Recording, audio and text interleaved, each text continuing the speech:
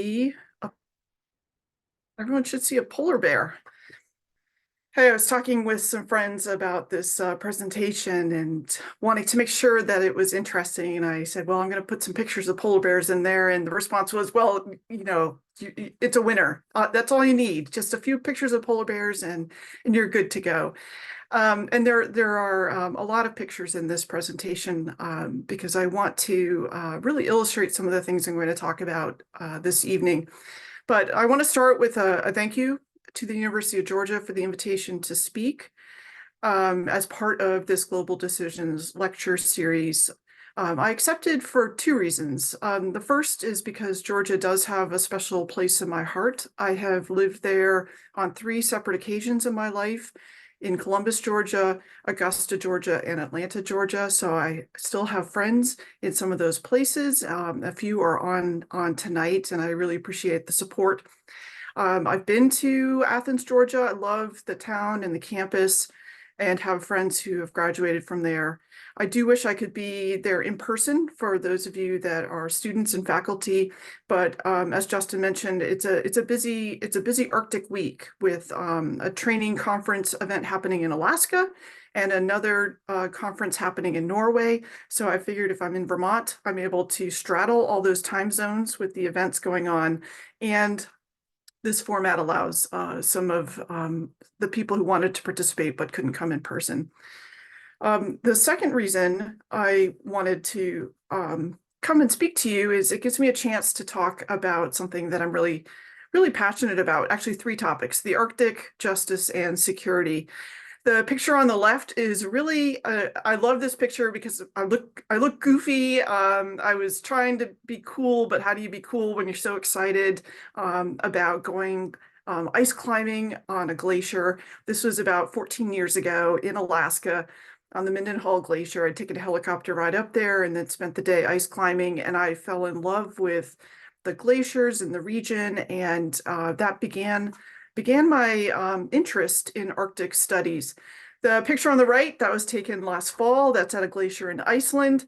I like to think that on the left, I was just starting to touch the surface of Arctic issues, and by this past year, I am deep in it. I'm falling all into Arctic policy and law and studies, and really have a deeper understanding of this area.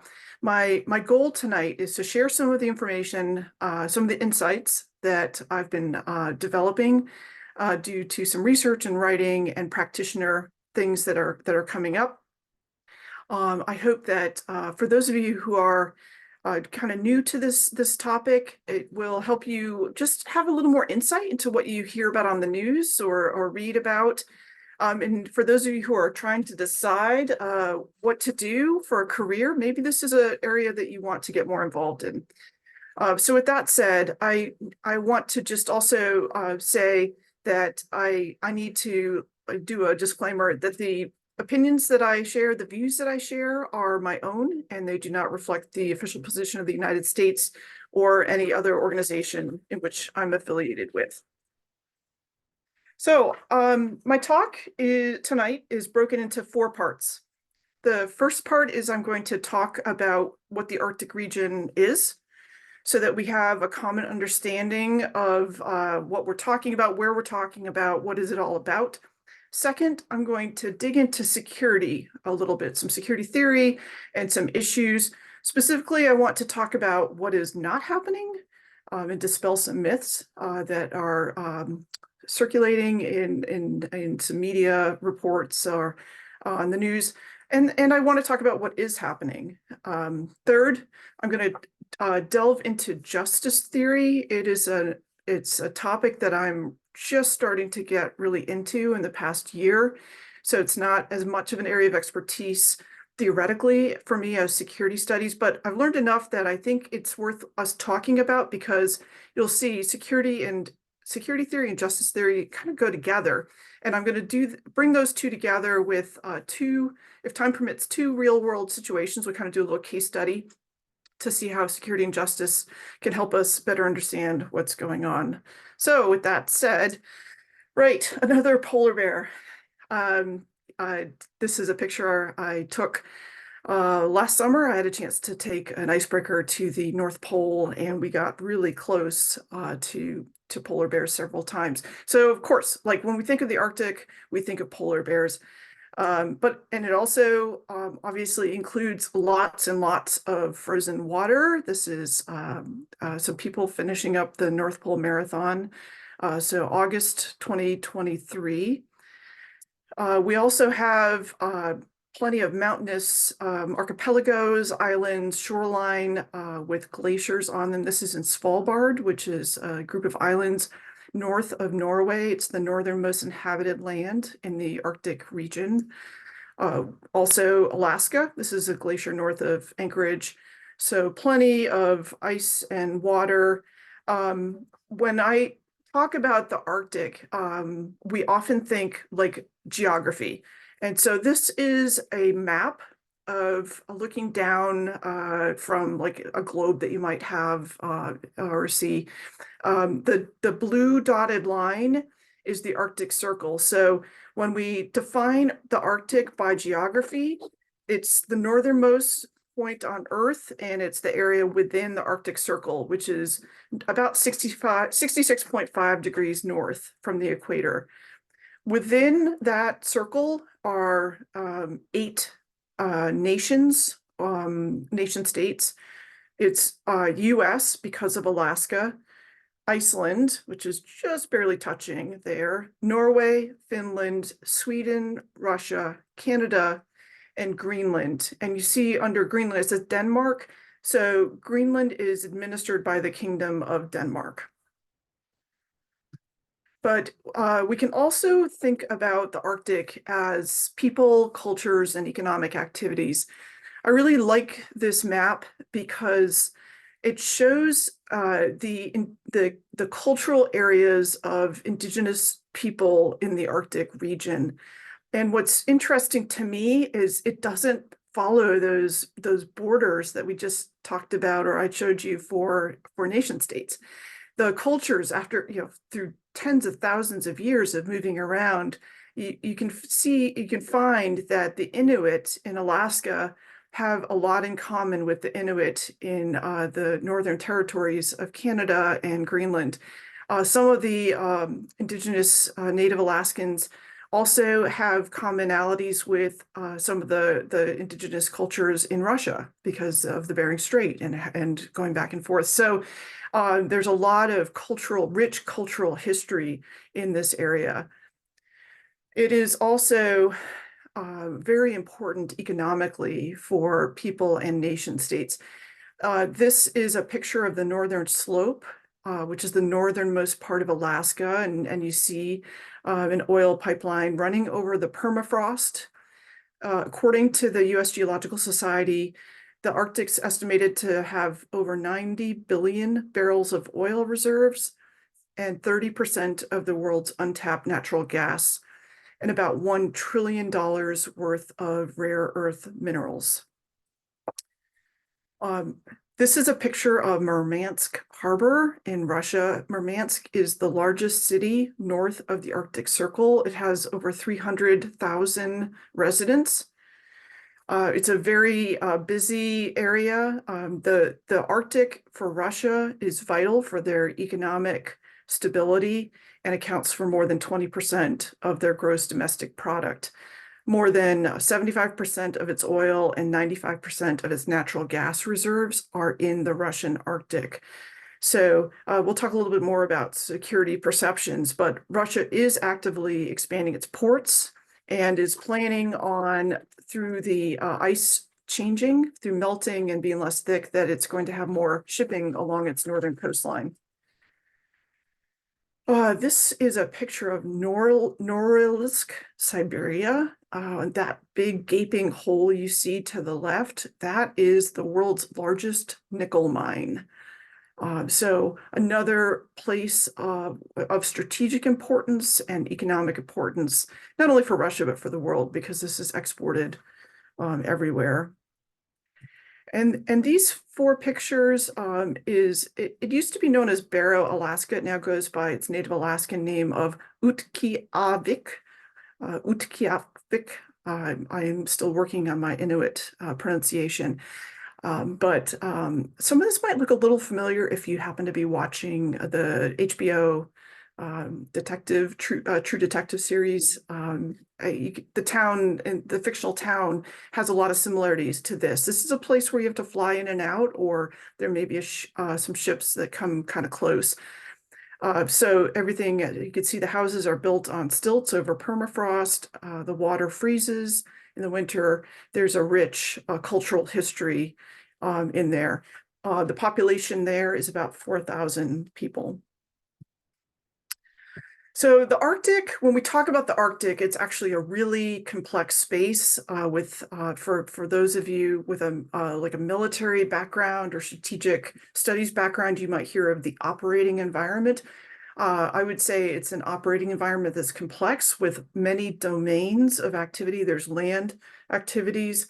I put this slide together myself, hence the squiggly lines, not looking so professional, but to me, this one slide captures all that's happening. You've got your military and the gas pipelines, the scientists, the communities, indigenous people, residents who've moved there, tourists, mining, out in the water, submarines and fishing and Coast Guard air flights, balloons.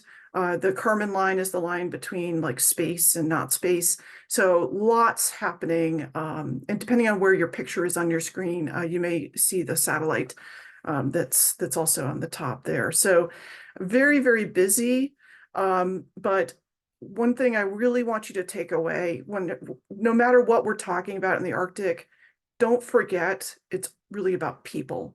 At the end of the day, that's what I think is most important when we consider what's going on there.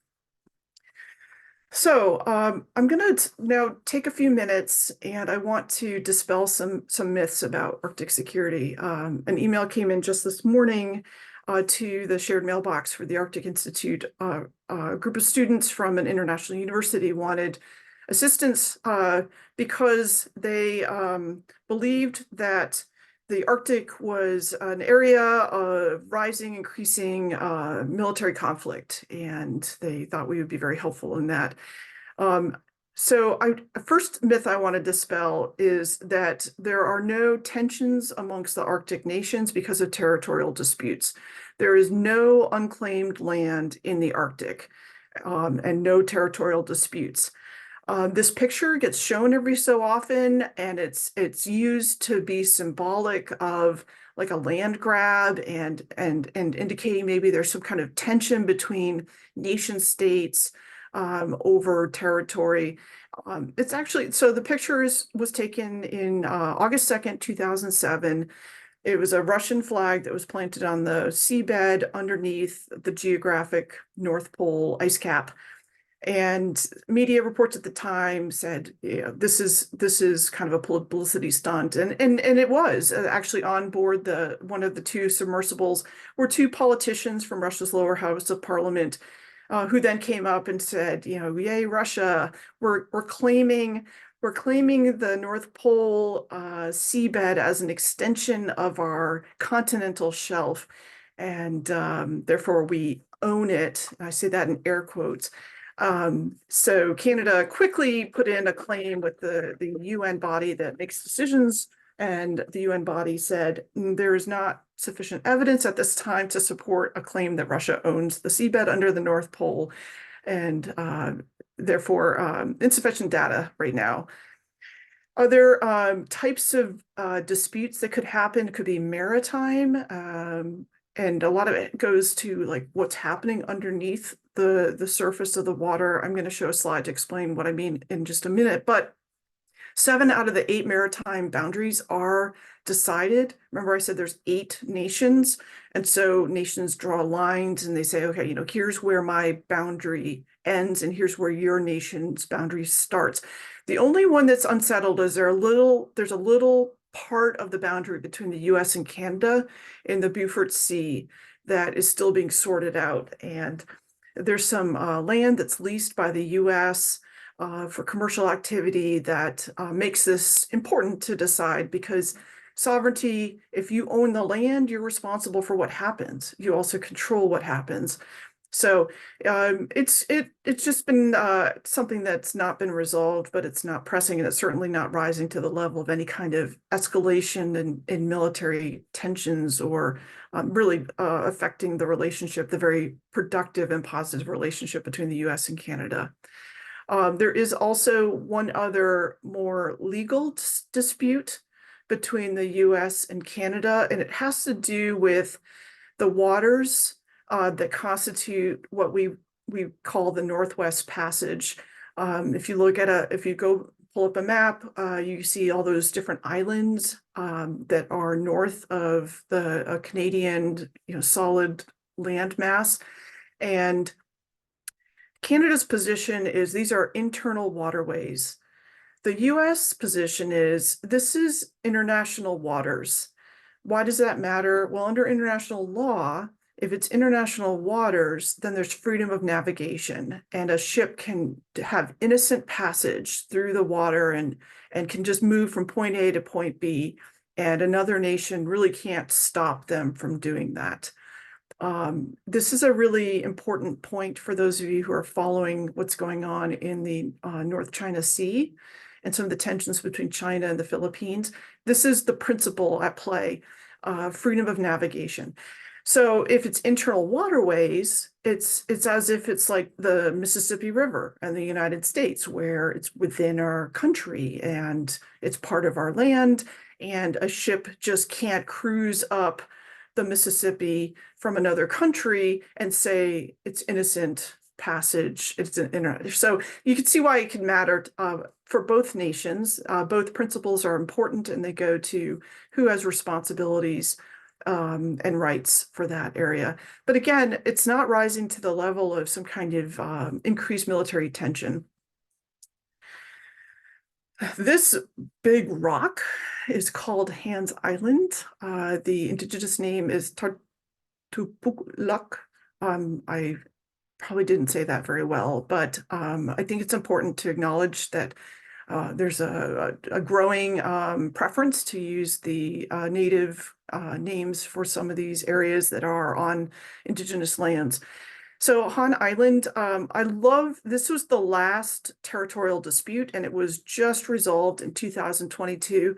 I love it because right on the top, sort of the top left, sort of the center part, it was a dispute between the Canada and the Kingdom of Denmark. And so every other year, the navies or Coast Guard would come up and they would go on land. There'd be snow, perhaps. I'm not sure the timing of when they do it, but so the Canadians would bury a bottle of whiskey and they'd plant the Canadian flag. The next year, the Kingdom of Denmark would come, they'd dig up the whiskey, they'd drink the whiskey, they'd put a bottle of schnapps, and they'd put the Kingdom of Denmark flag up. And this was going on. So it was a very non-aggressive dispute. But it was important to resolve, especially because of the indigenous rights that are associated with that space that needed to be resolved. So there's now a line down the middle that divides it between Canada and Denmark. And because of that back and forth, this is a picture of the signing ceremony. I think it's kind of funny that they're gifting each other between Canada and the Denmark representatives a bottle of schnapps or whiskey, to just be symbolic. It was nicknamed, it was going on for 45 years, and it was nicknamed the Whiskey War. So it's probably the best kind of whiskey, the best kind of war that I would ever want to be really part of. I also would like to dispel this myth that there's this like increasing amount of military activity that shows like posturing and increased military tensions. It is true, and especially because of the war in the Ukraine. There's been some articles and individuals are saying, well, because of the war on Ukraine, like Russia's got more aggressive interests in the Arctic, and they're increasing their military presence. Well, from my perspective, what I think is this is a map that shows all of the military bases in the Arctic region. And the ones in red are in Russia, and then the blue circles and squares and triangles are in all the rest of the Arctic nations. There are not a lot. But I think it's important to note that Russia has a huge maritime, like a lot of their land is bordering water in the Arctic. And so they do have a responsibility to patrol that and to make sure that their ships can get along. So there's a presence that's necessary. But a lot of the bases that are being like opened up by the Russians were actually demilitarized after the Cold War, and they are now being rebuilt, repaired, and having forces there. And a lot of that has to do with the potential need for them for extraction of natural resources and increased shipping that could happen along there. And just because there are sanctions, and it has definitely affected diplomatic relations, but the US and Russia and other Arctic nations continue to uphold and follow our bilateral and multilateral agreements related to search and rescue and response to things like natural disaster, oil spills, and follow the polar code, which governs maritime activities in the space. So it's not as if everything's been shut off. There is still cooperation that's taking place. The U.S., yes, the U.S. is doing more in the area. They have put a division, an airborne division, the 11th division. I think part of that has to do with we've got two new members of NATO that are Sweden and Finland that are in the process of finalizing the diplomatic steps necessary to do that. And so that means more operations, more training, and the US has to be able to train and provide support to its allies. So the US has to train, and they have to update their equipment, and it's really cold and extreme, and you just can't magically do that overnight. So it requires a regular investment and presence in order to be able to operate in this area. Also, the U.S. is building a deep water port in Nome, Alaska. That's significant because it will be important for trade, but it also would be a place where ours and other icebreakers could come into port. Currently, we don't have a port that our icebreakers could come into in the U.S. Arctic area. Related to that, like this is a picture of the Cutter Star, one of the two heavy icebreakers that the U.S. Coast Guard has and is breaking ice in Antarctica. Another myth I want to dispel, the number of icebreakers does not constitute the amount of power you have in the region. There are many reasons why countries have icebreakers, and a lot of it has to do with the length of the coastline that has to be patrolled for sovereignty and preserving freedom of navigation. But it's also critical, and this is what happens a lot for the US, is breaking ice so that shipping and supplies can be delivered. A lot of our US ice breaking activities happen in the Great Lakes. So that we can have shipping go back and forth. That's the same in Finland and Norway and Russia. It's nation Japan. They need that to break the ice so that the regular shipping can take place. We also use icebreakers to transit and conduct research. But so just because Russia has more than the US or anyone else doesn't necessarily mean they're more powerful.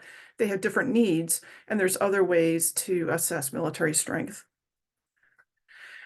And the last myth that I want to talk about is that well, and so all of the things I've talked about are all related to hard security. Hard security is something from traditional security theory and international relations, and it's state-centric, state meaning the United States or Norway or Russia, not state of Georgia. So it focuses on the state and the responsibility of the nation state to protect against military aggression from another nation state. So this is a picture from that conference I talked about that's going on in Norway this week. And it's a group of individuals, and one of the indigenous members, the one who's speaking with the yellow coat jacket, is saying we can't just talk about hard security. Nothing else caused the evacuation of Old Crow this year. It was the climate crisis. And Old Crow is a village in the Yukon Territory with indigenous people, and you can only get there by plane. And the community had to be evacuated in August of 2023 due to the risk of wildfire and the heavy smoke from the Canadian fires in Alberta. Some of you might have experienced that here in the United States. I know in Vermont, and when I was down in DC, that smoke was so thick. So but this was like an existential crisis to them. They had to put all the residents on planes and fly them out because of the danger.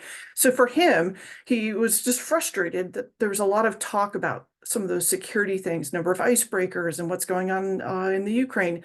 And he says, no, there's other things that we need to talk about. For a lot of people, security means more than just hard security. There are more kinds of threats to them. This is a protest that happened in 2020 in Sweden, sorry, it's Sami people, and so the Sami are in Finland and in Sweden, where they're saying, their rights that their rights equal climate justice. So what I want to do is then shift just for a few minutes to talk about, well, then, types of security. I talked about hard security and what is and isn't happening, but I think the most significant change or dynamic that's going on in the security, like academic, political world, is this broadening of what security means. So we now have, this is a great slide, and you can look it up online. It's open source, but it shows that security takes into account more than just military attacks. It's based on talk that the UN raised back in 1994 with human rights and human security. And the point is that we need to pay attention to the role of non-state actors that can be a threat and a partner. And we have to take a broader view of the types of threats that can affect at all levels. So as a result, I think what we're seeing now is what's called comprehensive security. And if you want a quick little like soundbite, what is US Arctic security? It is comprehensive security because it's more than just military. It takes into account environmental, human, ecological, economic security. And this is an image of this is our current strategy in the United States. And you could see from these icons, if you're able to read it, there are 4 pillars that are the foundation for the security. One of them is that like traditional kind of hard security, but it's also climate change and environmental protection, sustainable economic development, international cooperation, and governance. And so these 4 pillars are what a US Arctic strategy is based on, and it will be done. What's also important is consulting, coordinating, and co-managing with Alaskan natives. That's really significant because these are the people locally who are most affected by these threats. Then we're going to continue to value partnerships, plan on long-term investments, and there's a need for what's called whole of government. What does whole of government mean? Take a look at this slide. I know there's a lot of acronyms on it, but what this is a list of over 40 federal agencies and interagency working groups that are responsible for executing security in the US Arctic. And you might recognize a few of the acronyms, and they may surprise you, but if you take a minute and want to read through the strategy, you could see what their responsibility is. Like, what's FEMA doing? What's NASA doing? What's the National Science Foundation doing? They all have some responsibility in this like broader concept of security. But I think most significant to people is environment and health. And so these are a few of the kinds of security interests that are part of, like I said, this comprehensive security, healthcare access, food security. I could go on and on about these in detail, but I don't have time now. But so just think, if you're living in Alaska, what matters to you? This slide didn't come as clear as I want, but it's a slide saying that there's a desire to ban my picture is covering this up, a ban on heavy fuel oil because of the harm that it has on fishing and the way of life. So the point of this is to Indigenous people some of the activities we do for economic purposes can affect their cultural security and their human security. Okay. So we see now this is just a slide from a workshop. I thought it was really interesting. Here's the Army, our traditional military security providers having a conference at the Army War College and saying, the Army and my team recognize that environmental security, if addressed holistically, can advance the mission and help build a more resilient future force. So what can we take from that? So when you think about security, it's an analytic tool. And what you can do is focus on power. Who has it? Who gets to decide? It's useful to try and decide who are the actors involved. Are they nation states? Are they non-states? What is the security interest? How is it valued? And who's affected by it. So let me run through just quickly a couple of slides that show, like, here's the security challenges I think today that comprehensive security has to address. First off, I mentioned this idea about the under the sea, under the water is this what's called the extended continental shelf. And the slide shows that within 200 nautical miles, every nation gets to decide and control and has access to all the resources in that space. So that would be fishing and mineral and crabbing and all kinds of stuff. They can go beyond 200 nautical miles if they can prove through science that the land from the territory is a continuous shelf that goes out and has a stopping point. So it all comes down to where does the continental shelf end? So what's interesting is, to me, is this is very current. December 19, 2023, the US for the first time ever submitted to the UN committee that adjudicates these claims a host 25 years worth of research saying here is the extent of our continental shelf. The reason this is interesting to me is it's kind of awkward because the US has gathered the information and presented this claim, and here's our boundaries. And these boundaries are as big as Texas and New Mexico together. It's a lot of territory. We've provided it to this body that was set up by the Convention of the Law of the Sea, and the US is not a party to it. We say it's customary international law, but we haven't ratified it. The treaty has been languishing for 3 decades with the Senate. There's interest in ratifying, but it hasn't. So it's a little awkward for us to say we're following this law, but we aren't actually a member to the law itself. So if we do our security analysis that I just talked about, so who's involved in this situation? Nation states. It goes into economic security. It has national, regional, and global impact. But it does have some threat to the international rules-based system that we're part of because we're trying to be a part of it, but we're not a part of it. Other issues going on, we're all familiar, I think, at this point about the changes in the sea ice. Some of the ice is less thick, and it's also not as extensive, especially in the summer. That's exciting for some because it means there could be an increase in commercial and civilian activity in the Arctic region. This map shows the current shipping lanes. Key takeaways, in case you can't read all these little tiny prints, like there's a green line kind of far right around. That's the long way to go from Japan to Europe, and it's about 11,000 nautical miles. If you want to go through the Panama Canal, it's 12,000. If you want to go around the Cape of Good Hope, it's 14,000. But if the ships can go safely through what's called the Northern Sea Route, which is that red line that kind of comes from the top to the bottom of the screen, it cuts the trip down to about 7,000 nautical miles. It almost cuts it by a third, more than a third. So that's pretty significant. But it also means you're going to get people like me, tourists, who are up there. And it means that there's a chance that there could be more accidents that happen. But I want to really bring this home to you. Let's see if I can do the play.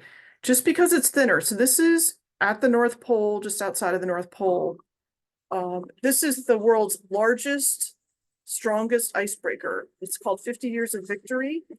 It's a Russian nuclear icebreaker, and it's doing a circle around our French icebreaker. So look at the ice, how thick it is, and these as they're moving, as they're being plowed through by this ship.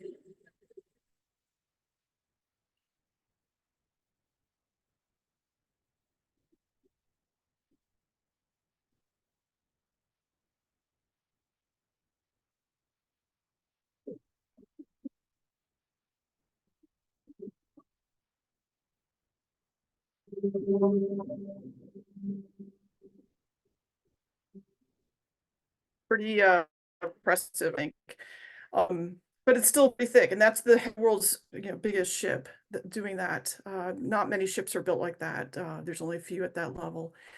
So some other threats to security or security interests. Earthquakes. Alaska is in a major earthquake zone, and they just had their largest earthquake in 50 years. So natural disasters, permafrost melting means that we have just chunks of land falling off. So villages that were located near the edge of the water have to be moved. It also means that the infrastructure like over it is not as stable. We also have, as if that's not bad enough, okay, we have zombie fires happening. These are fires that are burning, and they go underground in the winter, and then they pop back up when the snow melts. And scientists now think that a third of the fires that are going on in the Arctic are these kind of zombie fires. They're just perpetual. They're not going out. Even worse, we have zombie viruses now in the Arctic. Again, as you're listening to these, thinking like, okay, what kind of security interest? What's the threat? Who's affected? You can see the spectrum of bad is pretty broad. This just came out just in the past couple of weeks that scientists found a virus that had been frozen for over 48,000 years and can still harm us now. So with that said, let's talk about how some of these things come together and justice. Like if you've got a threat and someone's responsible for doing something, how does that play out?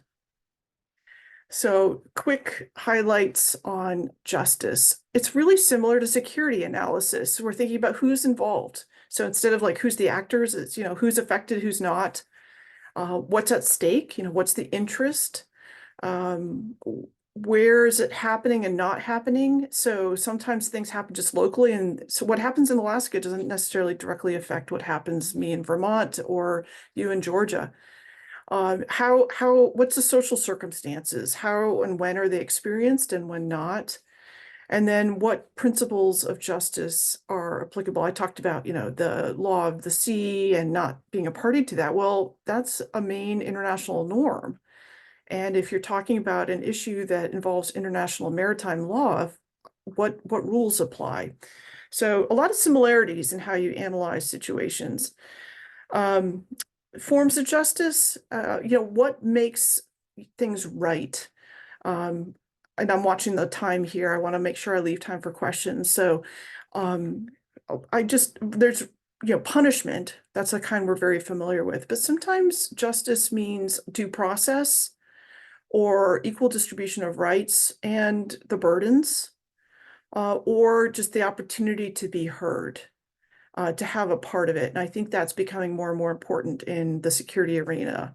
So I'll close with this little case study. I won't get into the other one for the sake of time, but this is in Alaska, and King Cove is a small village that's located in the bottom right of the screen. And on the top is Cold Bay. The residents in King Cove have wanted for decades to build a road that is about 44 miles long that would connect the two areas. The residents in King Cove say they need to do this because their cove is isolated, and they can only fly or go in good weather. They can only fly in good weather to Cold Bay, which has an all-weather airport. And then in the summer, you could take a vessel, but it's not very practical and certainly not fast. So for emergency medical treatment, they really want this road. The problem is 11 miles of this road would need to go through the Nzembek National Wildlife Refuge, which is about 300,000 acres of unique habitat for waterfowl, bears, and other animals. So back in 2009, Congress approved a land swap between the Alaskan Natives and the US government that would swap land elsewhere for 11 miles of road to go through that National Wildlife Refuge. In 2013, the land swap was set aside by the Secretary of the Interior under President Obama, saying it would cause irreversible damage to the wildlife. During the Trump administration, the land swap idea was revived and approved by the Interior Secretaries. But then there was a lawsuit filed by the environmental groups.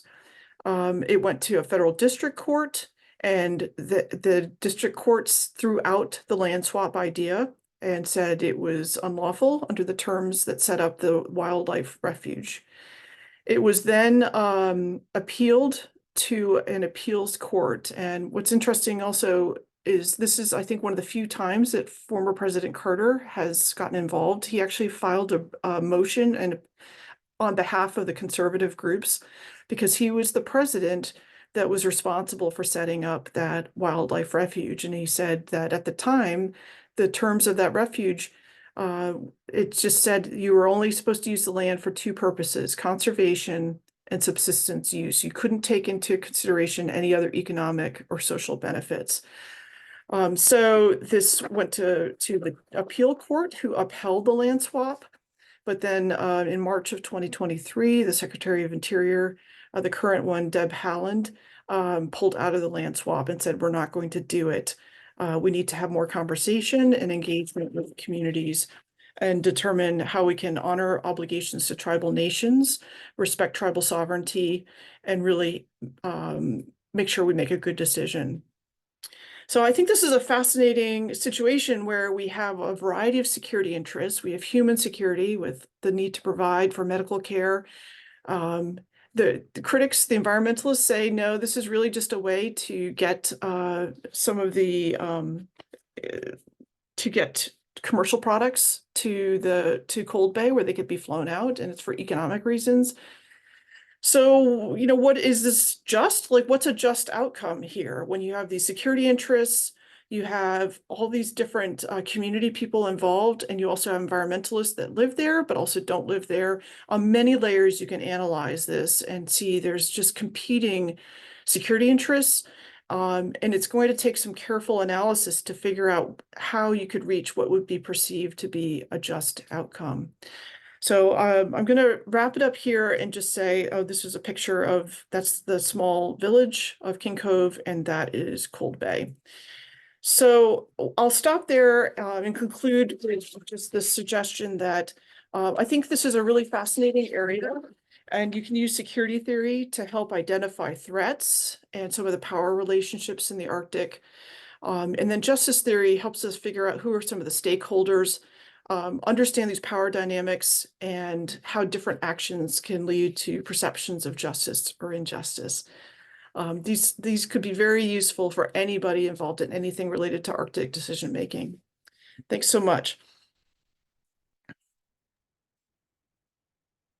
All right, that was excellent. Thank you, Judy. Really appreciate those insights. And for those of you in the audience, remember you can go ahead and drop questions into the Q&A box. So if you've got questions about anything that Judy talked about or anything you'd like her to talk about, go ahead and do that, and I'll go ahead and read those out. But before we go to the audience, Judy, one of the things that I think is so interesting here is really fascinating to me is the fact that we're talking about a very, very specific region, and a very relatively narrow geographic region relative to the rest of the world. And so you think that the issues at play would be limited as well.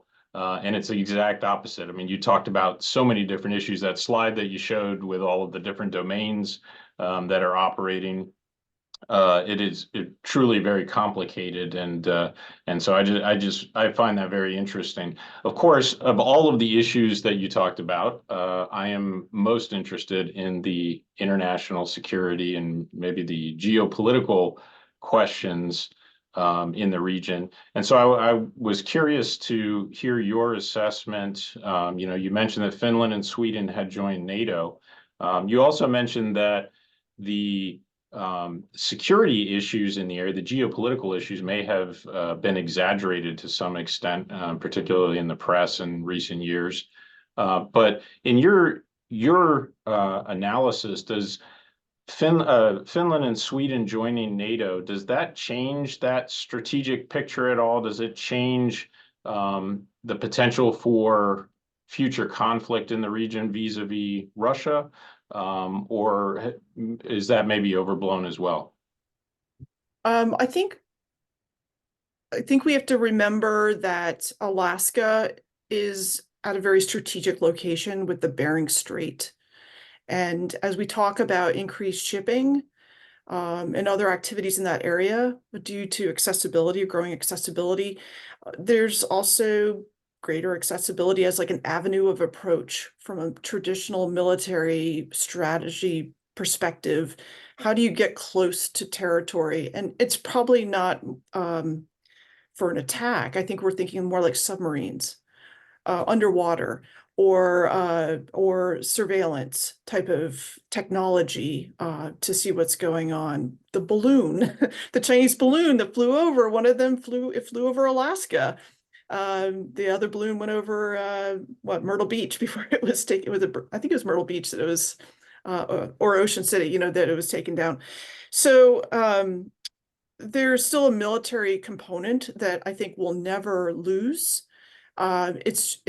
It's a complex area and it's really extreme. So there has to be a commitment to being able to operate in that area that requires continuous training and funding.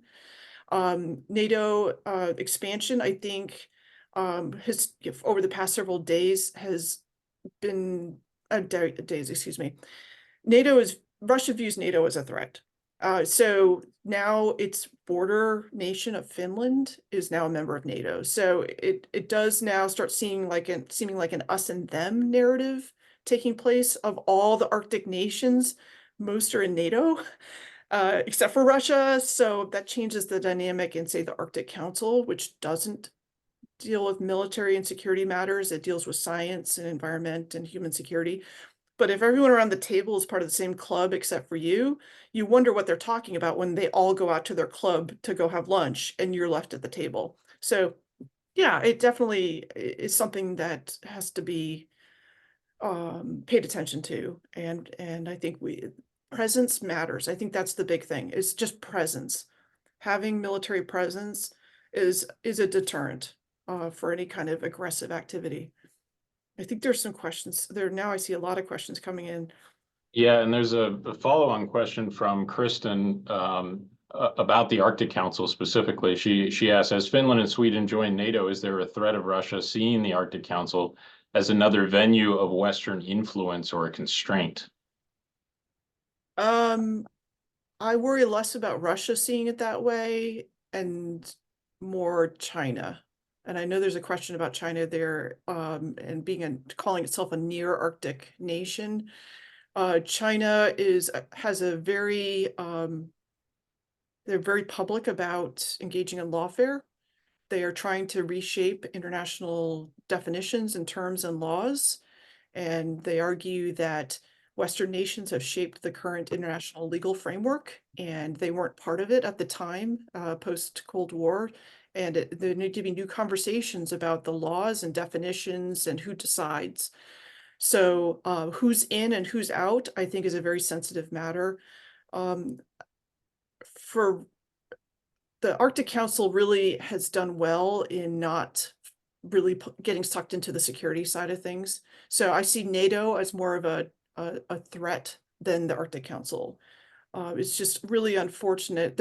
With Russia and Norway have a better relationship than US and Russia. So I've heard in some of the dialogue coming out of the conference this week that there's still some type of engagement that's happening at a lower level in the working groups with Russia. But the main problem is sanctions and the inability for scientists to travel and come together and talk like they used to and conduct research together. Great. We get a question from Tway Carter, who asked, what was the part of your participation in the North Pole Marathon that touched your heart closest? And was this work in justice and security interest a precursor to your participation? Things like this, I feel, help our younger generation find their way and purpose. Yeah, and someone else asked about careers. I think I saw that as well. Uh, I think for me, I was interested in the Arctic uh, when I went to the Army War College. I had to choose a topic to write a paper about, and I explored Russia's geostrategic interests, and that piqued my interest. Um, and originally I was trying to fly to the North Pole for this marathon. It was canceled since 2019. It's been canceled every year. But the race organizers were able to get an icebreaker, get us cabins on an icebreaker.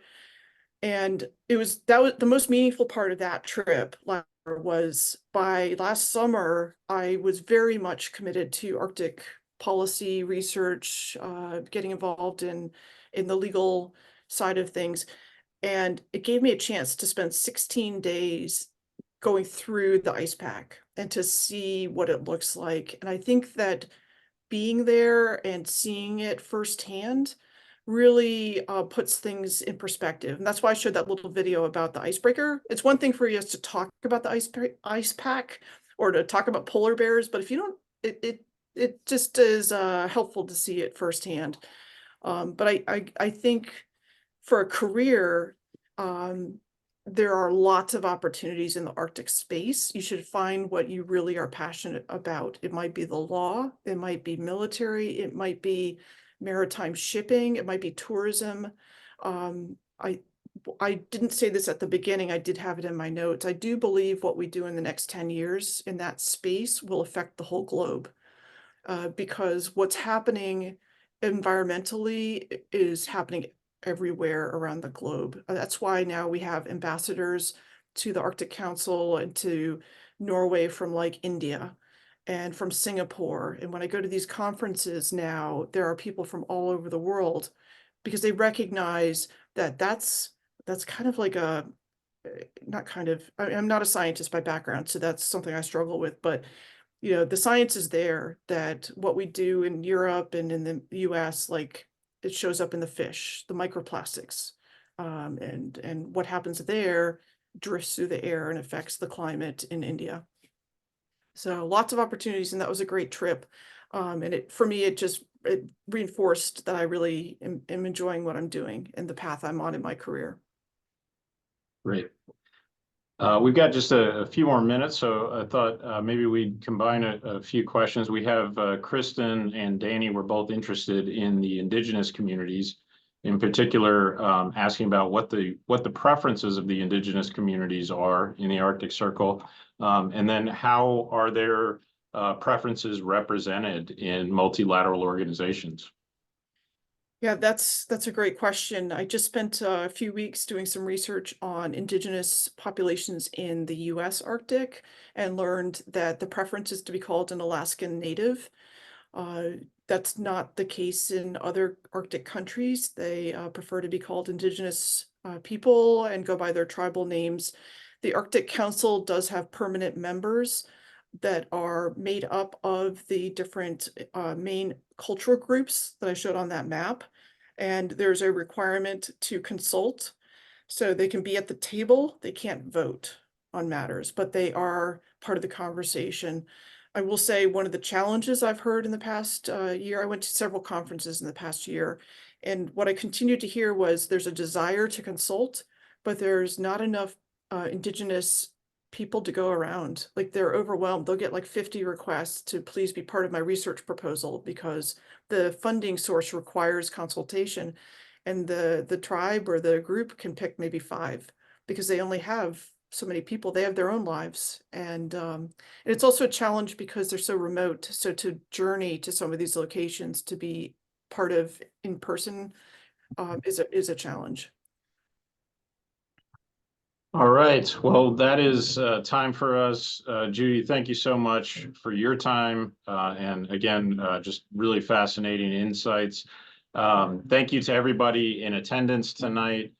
Please always check our website or our social media accounts to keep up with events like this that are going on, including the next Global Decisions talk, which will be Malika Glover, will be here on campus at the end of the month on February 29th. So we hope to see you all there. Thank you again. And Judy, once again, we very much appreciate you taking the time to be with us tonight. Thanks, my pleasure. Have a good night. Thanks, everybody.